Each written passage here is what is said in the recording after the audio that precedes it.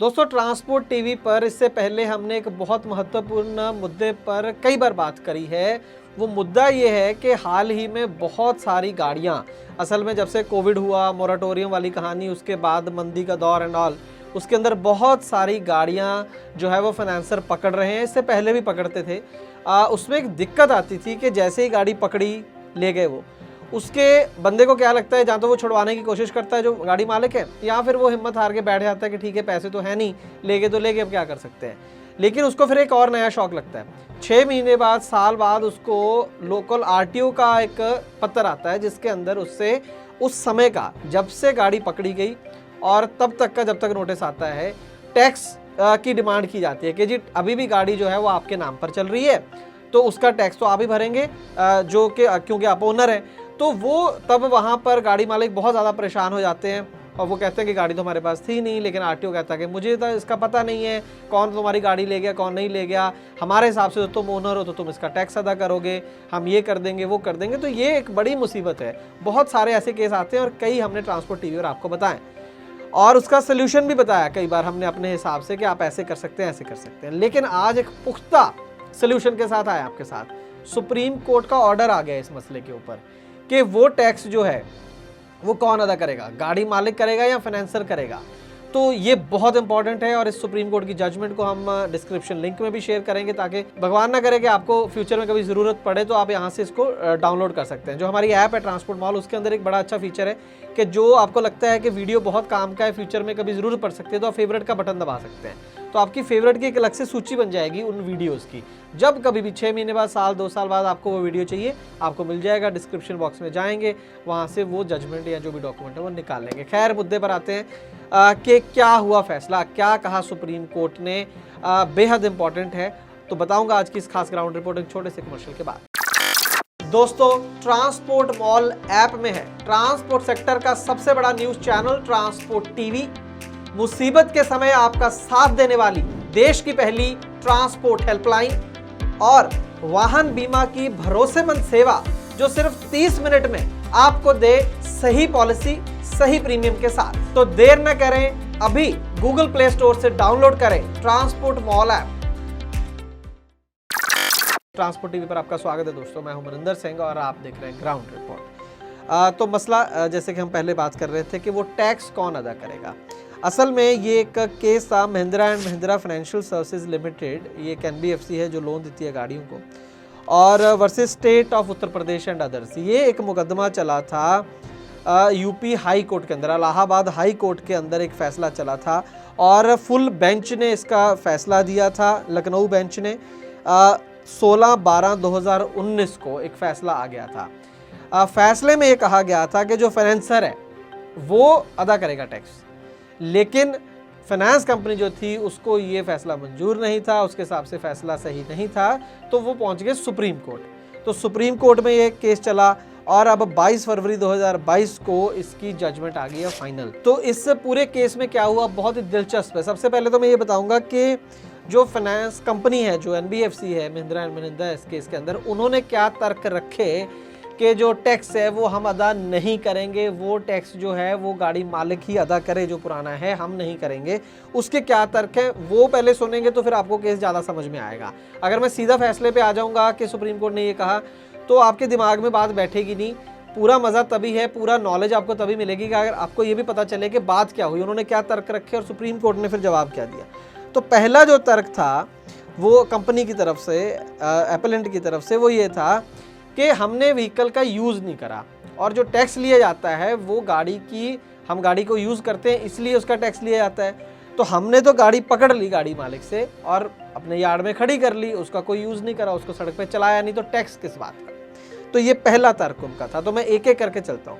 तो इसके ऊपर सुप्रीम कोर्ट ने जवाब बहुत दिलचस्प ये दिया कि जो मोटर व्हीकल टैक्स है ना, वो प्रीपेड कार्ड की तरह है। जैसे मोबाइल का एक प्रीपेड रिचार्ज होता है, एक पोस्ट पेड होता है, वो बाद में बिल आता है ना। पहले आप प्रीपेड में क्या है कि पहले आपने 20 रुपये, 50 रुपये, 500 रुपये का रिचार्ज कर लिया और यूज़ करते रहते हैं। और पोस्ट पेड में होता है कि पहले ही यूज़ कर लिया, बाद में उसका बिल आएगा फिर आप अदा करोगे। तो वो कहते हैं कि जो मोटर व्हीकल टैक्स है वो असल में प्रीपेड कार्ड की तरह होता है। आपको पहले टैक्स अदा करना होता है एडवांस में। आप भी सोच के देखिएगा, आप एडवांस टैक्स पे करते हैं और उसके बाद गाड़ी चलाते हैं। तो यहाँ पर उनकी बात सुप्रीम कोर्ट ने ये कह के खारिज करी कि अब मत बोलो आपके यूज नहीं करिए नॉल, आपको पहले टैक्स अदा करना है एज पर लॉ। अगर आप कानून की बात कर रहे हो तो पहले आपको टैक्स अदा करना है, उसके बाद आप कह सकते हो कि मैंने इसका यूज नहीं करा था, मुझे रिफंड किया जाए। अब तो एक काम तो ये कर सकती थी फाइनेंस कंपनी, वो भी नहीं करा, टैक्स तो पहले भरा नहीं। दूसरा ये कर सकती थी कि पहले ही लिख के दे देती कि अगले 3 महीने ये गाड़ी मुझे यूज नहीं करनी है, मेरे से टैक्स ना लिया जाए। वो काम भी फाइनेंस कंपनी ने इस केस में नहीं किया। तो अब जब टैक्स की जो है ड्यू खड़ा हो गया पैसा, अब ये तर्क देना कि मैंने यूज नहीं किया था, तो इसको सिरे से खारिज कर दिया। सुप्रीम कोर्ट ने अपने तर्क दिए, पुराने केसेस को रेफरेंस दिया। यहाँ पर बहुत लंबा हो जाएगा अगर हम उस डिटेल में जाएंगे, तो ये मोटा मोटा इस तर्क को तो इस तरीके से सुप्रीम कोर्ट ने खारिज कर दिया। दूसरा तर्क जो इस एनबीएफसी ने फाइनेंस कंपनी ने दिया वो ये कि जो टैक्स अदा करना है वो तो गाड़ी मालिक करता है, हम तो गाड़ी मालिक है ही नहीं। आज भी जो आरसी है वो तो पुराने गाड़ी जिससे हमने गाड़ी पकड़ कर लाए हैं उसी के नाम पर चल रही है, तो वही देगा टैक्स। तो हम किस तरीके से मतलब जो है गाड़ी का टैक्स देंगे? तो इसका भी जवाब सुप्रीम कोर्ट ने कानून दिखाते हुए, उनको शीशा दिखाते हुए दिया कि मोटर व्हीकल एक्ट 1988 का सेक्शन है 2, सब सेक्शन है 30 है। तो ये जो सेक्शन है आप स्क्रीन पर देख सकते हैं, इसका सिंपल मायने ये है कि अगर गाड़ी हायर परचेज एग्रीमेंट या हाइपोथिकेशन के अंतर्गत कंपनी के पोजेशन में है तो वही उसकी डीम्ड ओनर है। असल में उतने पीरियड के लिए असल में गाड़ी मालिक उसी कंपनी को ही माना जाएगा, सीधा सीधा लिखा है। तो खुद ही अपने तर्क में फंस गई कंपनी के ओनर टैक्स अदा करेगा। तो लॉ तो ये कहता है कि उस समय जैसे ही गाड़ी वो पकड़ ली एनबीएफसी ने, कौन हो गया मालिक? वो कंपनी। तो टैक्स कौन भरेगा? कंपनी। तो ये उनका दूसरा तर्क था। अब अकेले नहीं हैं आप, देश की पहली ट्रांसपोर्ट हेल्पलाइन आ चुकी है ट्रांसपोर्ट मॉल ऐप पर, अभी डाउनलोड करें। तीसरा तर्क उनका था और बहुत ही अजीब सा तर्क था कि हमारे पास गाड़ी के ओरिजिनल कागज़ नहीं थे, हमने तो सिर्फ गाड़ी पकड़ी थी, कागज़ नहीं थे, इसलिए हम जो आरटीओ दफ्तर में रिफंड या दूसरी कार्रवाई जो थी वो सब कुछ हम कर नहीं सके, हमारे पास तो सिर्फ गाड़ी थी। तो इसके ऊपर भी कोर्ट ने जवाब दिया कि इसका प्रॉपर एक प्रोसीजर बना हुआ है। पहली बात तो जब आपने गाड़ी किसी की पोजेशन में ली है तो कागज़ भी लेने चाहिए थे, नंबर 1। नंबर 2 कि अगर नहीं दिए मान लीजिए गाड़ी मालिक ने, तो सारे इनके पास अधिकार हैं, ये आरटीओ दफ्तर से उसके नए कागज़ बनवा सकते थे, वो भी इन्होंने नहीं किया। तो ये तर्क जो था ये भी काटा मार दिया इसके ऊपर सुप्रीम कोर्ट ने। तो अब आप मेरी बात समझ गए होंगे कि फैसला क्या आया। फैसला ये आया कि जिस दिन से गाड़ी का पोजेशन ले लिया फाइनेंस कंपनी ने, उस दिन से लेकर उस गाड़ी की जो भी टैक्स की रकम है आरटीओ की तरफ, ट्रांसपोर्ट डिपार्टमेंट की तरफ, वो कौन अदा करेगा? एनबीएफसी कंपनी करेगी, चाहे वो उस गाड़ी को यार्ड में खड़ा रखे या फिर चलाए या फिर कबाड़ करे, जो मर्जी करे, वो वही देगी। अनटिल हाँ अगर वो गाड़ी को आगे बेच दे किसी नए कस्टमर को और उसके नाम पर आरसी चढ़ जाए, जब ट्रांसफ़र हो जाए तब बंद हो जाएगी उसकी लायबिलिटी।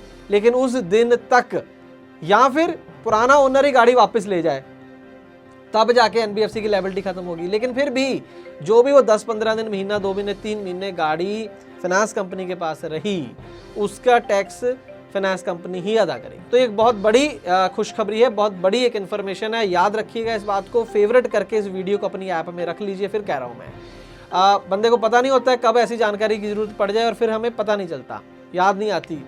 तो खैर मैं वापस मुद्दे पे आता हूँ। एक चीज़ का ध्यान रखिएगा कि जिस दिन गाड़ी पकड़कर वो ले गए, उससे पहले भी कई बार 3-4 महीने का टैक्स टूटा होता है, नहीं दिया होता गाड़ी मालिक ने, वो आपको ही अदा करना पड़ेगा, वो गाड़ी मालिक को ही देना पड़ेगा। ये बात एक ध्यान में रखिएगा। तो जैसे अगर बाय चांस, मैं तो कह रहा हूँ कि ऐसी नौबत ना आए, लेकिन अगर कोई गाड़ी पकड़ कर ले जाए तो उस दिन तक का टैक्स पहले चुकता कर दो जाके आरटीओ ऑफिस में, उस दिन के बाद की जिम्मेवारी आपकी नहीं है। तो दोनों को मिक्स नहीं करना है, ये बात याद रखनी है। तो दोस्तों इस जजमेंट के साथ, माननीय सुप्रीम कोर्ट की जजमेंट के बाद और इस ग्राउंड रिपोर्ट के बाद अब आपके दिमाग में बिल्कुल बात ये क्लियर हो जानी चाहिए। एक बहुत बड़ा सवाल था ये, हम भी बहुत उलझे हैं इस केस में। जब भी आपके फ़ोन आते थे हेल्पलाइन के ज़रिए और तो बहुत एक दिमाग में आता था कि यार ये क्या, इसका सोल्यूशन क्या है। तो बड़ा सीधा सीधा अब सुप्रीम कोर्ट की जजमेंट से ऊपर कुछ नहीं है, क्लियर कट बोल दिया है। उम्मीद करेंगे कि आपको समझ में आया होगा और ये जानकारी आपके लिए लाभकारी साबित होगी। खुद भी इसको समझे होंगे। इस वीडियो को ज़्यादा से ज़्यादा अपने दोस्तों तक पहुंचा के उनको भी इसके बारे में बताइए, सबके ये काम आएगी इन्फॉर्मेशन। ट्रांसपोर्ट टीवी को लगातार आप लोग प्यार दे रहे हैं, हम आपको बता दें कि ट्रांसपोर्ट मॉल ऐप के ऊपर टीवी तो है ही, बहुत से लोग वहीं पर आजकल टीवी देखते हैं और वहाँ पर एक बहुत बड़ी सर्विस आने वाली है, खास करके जो भाई हमारे ट्रक चलाते हैं उनके लिए। क्या है बताऊंगा कुछ दिनों के बाद। पहले आप उस ऐप को डाउनलोड करें और वेट करें, कुछ ही दिनों के अंदर वो सर्विस ऐप के ऊपर आने वाली है। ट्रांसपोर्ट टीवी देखने के लिए बहुत बहुत शुक्रिया। नमस्कार जोले, मैं कुंगांग जो स्पीति हिमाचल प्रदेश से। मैंने अपनी गाड़ी का इंश्योरेंस 2-3 साल से ट्रांसपोर्ट मॉल से कराया है। ट्रांसपोर्ट मॉल से इंश्योरेंस कराना काफ़ी आसान और फ़ायदेमंद है। ट्रांसपोर्ट मॉल से इंश्योरेंस कराने पर मुझे हर साल 3 या 4 हज़ार का फ़ायदा होता है और यहाँ से इंश्योरेंस कराने आसान है और इंश्योरेंस में क्लेम लेना बहुत ही ज़्यादा आसान है। मेरा आप सभी से अनुरोध है, अपना इंश्योरेंस ट्रांसपोर्ट मॉल से ही कराएं, जो कि काफ़ी आसान है। ट्रांसपोर्ट मॉल जो कि ट्रांसपोर्ट गाड़ी के इंश्योरेंस के लिए सबसे अच्छा है और ट्रांसपोर्ट मॉल के सभी लोगों का धन्यवाद करना चाहता हूं, क्योंकि वो ट्रांसपोर्ट के सभी गाड़ियों का हमेशा मदद करते हैं। धन्यवाद।